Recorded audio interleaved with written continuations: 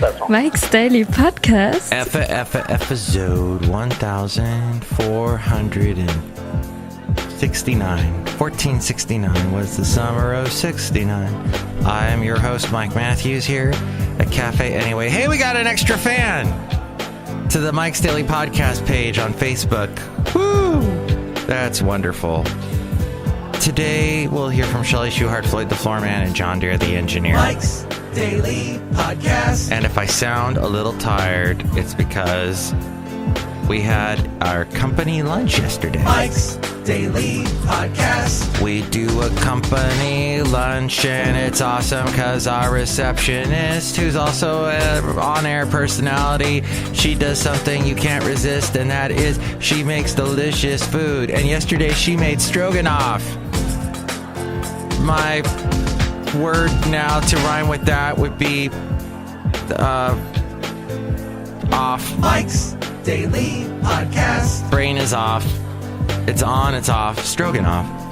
So that's basically what happened. Mike's But then, Daily right afterwards, Podcast. there was a meeting. Yeah!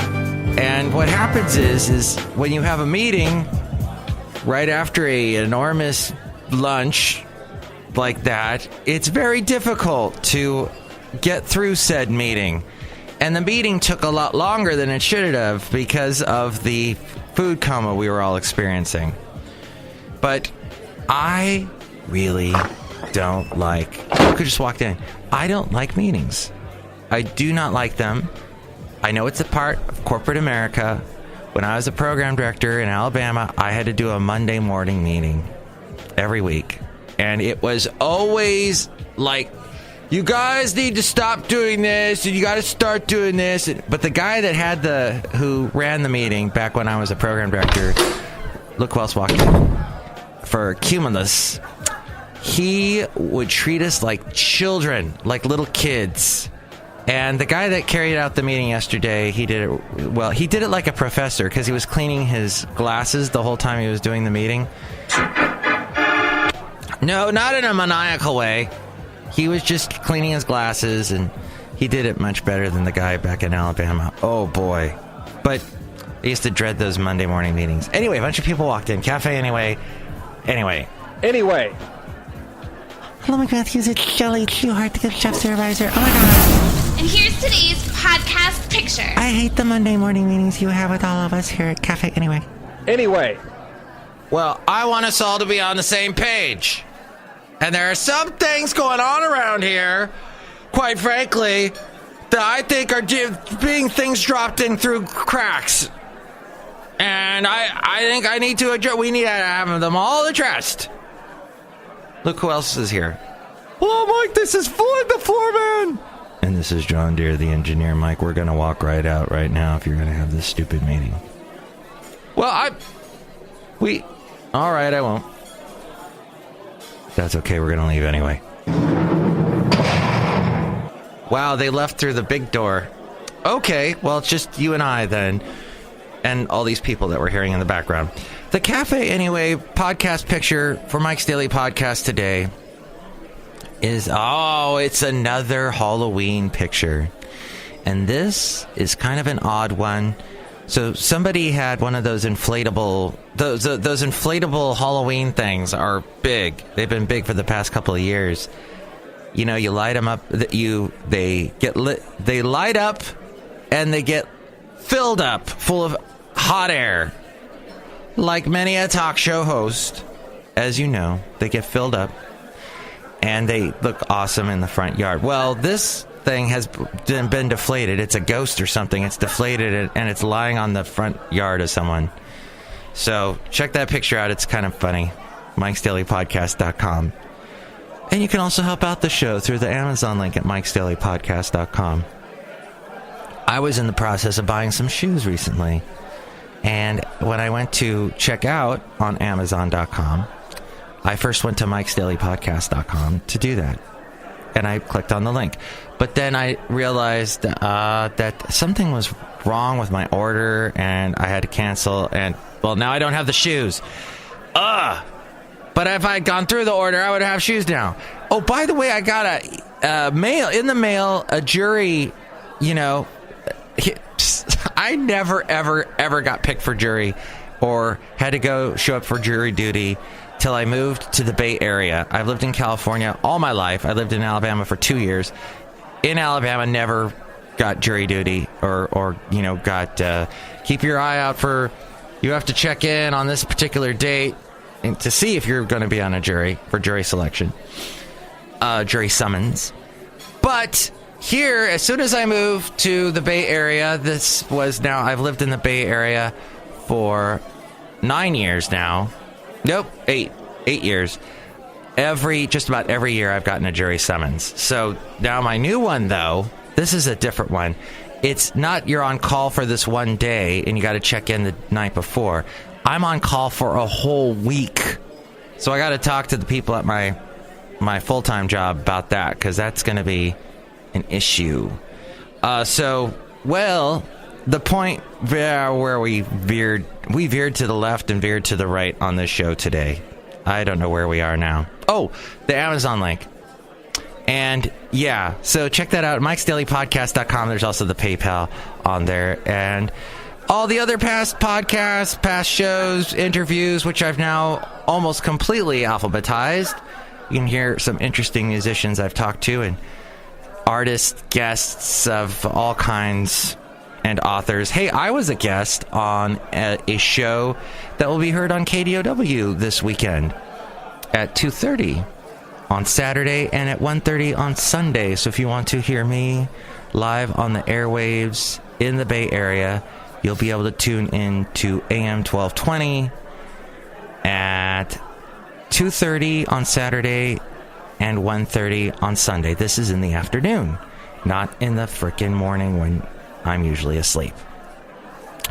So, we have this story about Trump being insensitive to the family of the fallen soldier. And, he knew what he had signed up for, that whole thing. But what's very interesting to a lot of people is why we have soldiers in Niger to begin with, and why 4 of them died, American soldiers.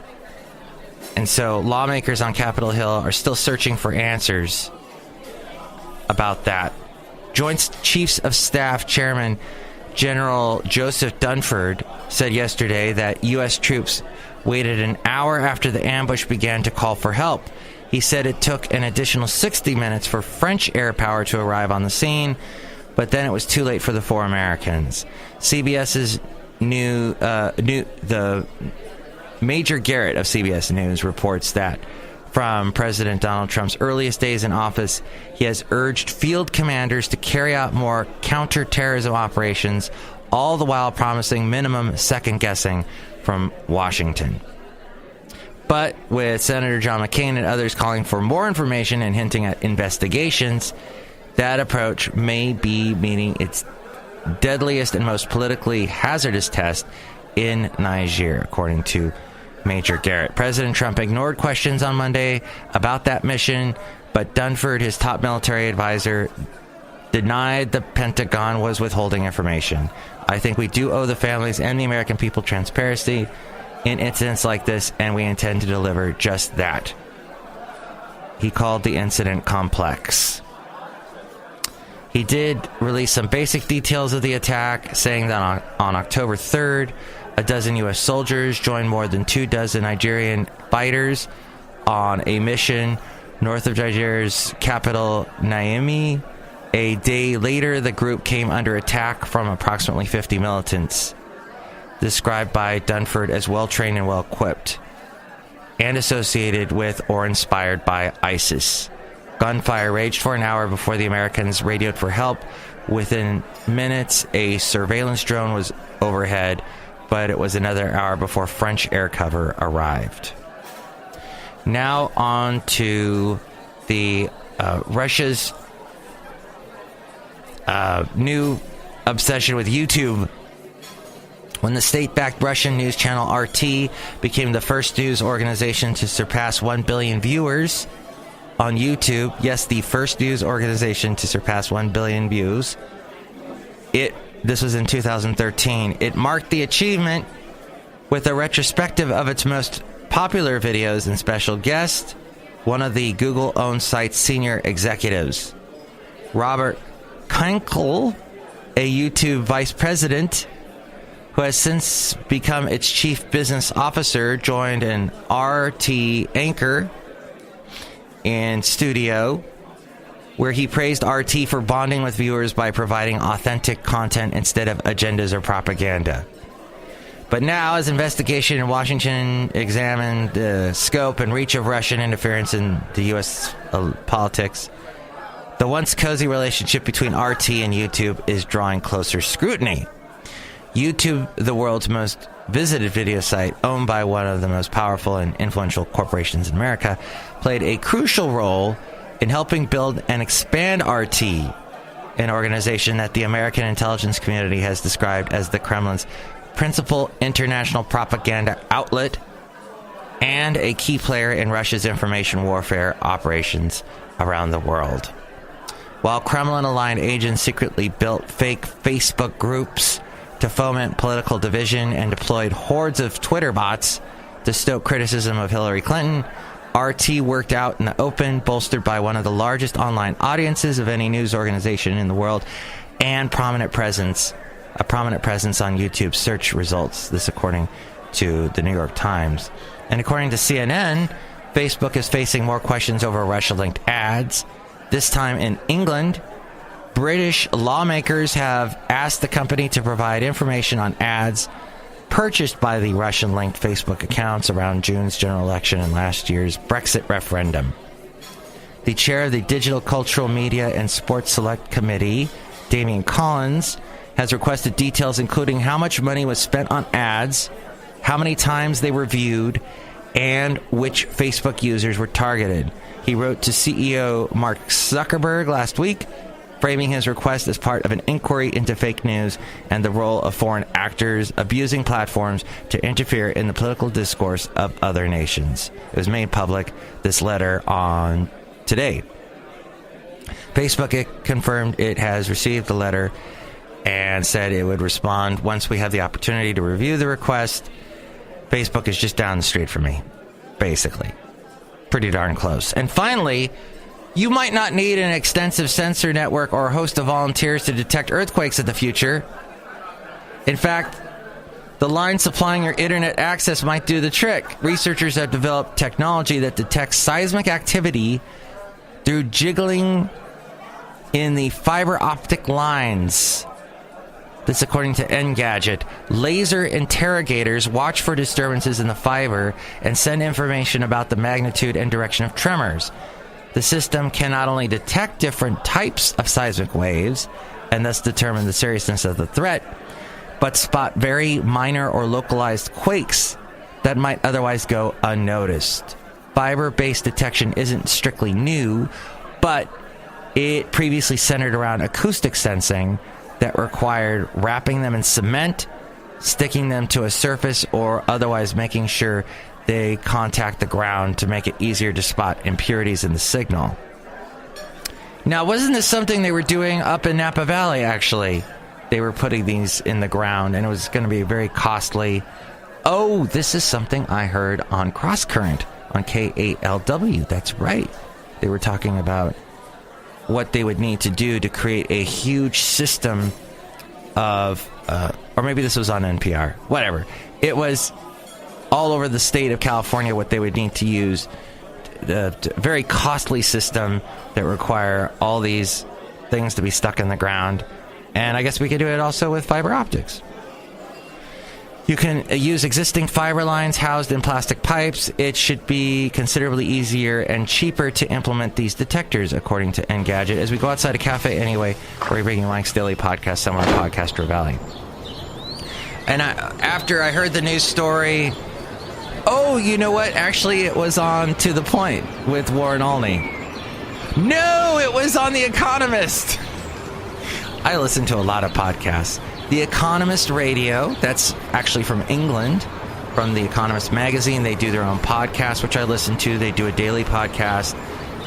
Each podcast is called something different, though. And once a week, they do a show called Babbage, named after one of the early inventors of the computer. So that was where I heard that. Interesting. Okay, so there you go. You're all up to date. We veered all over the place on today's show, and thank you for listening to the podcast, which will become incredibly more popular by this weekend, since I was on another podcast that's supposed to be uploaded this weekend called Your Nerd Side, and I should be on this show I was mentioning on AM 1220 over the weekend on Sunday at 2:30 in the afternoon, and on Saturday at 2:30 in the afternoon, and Sunday at 1:30 in the afternoon. Have a great day, and thank you for listening. We got a lot done in this meeting. Now go home and succumb to your food coma. We'll talk soon. Mike's Daily Podcast is written and produced and performed by Mike Matthews. His podcast is super easy to find. Download or listen to his show and read his blog at MIKEs-DAILY-PODCAST.com. Email Mike now at MIKEs-DAILY-PODCAST@gmail.com. See you tomorrow. Bye!